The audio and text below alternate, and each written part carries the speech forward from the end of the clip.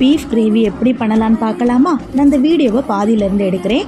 First oil விட்டு அதில் வந்து ஆனியன் போட்டு நல்லா ஃப்ரை பண்ணிவிட்டு இஞ்சி பூண்டு பேஸ்ட்டு, கருவேப்பிலை, புதினா, தென் மல்லிக்கீரை இது எல்லாத்தையும் போட்டு நல்லா வந்து வதக்கி எடுத்துக்கோங்க.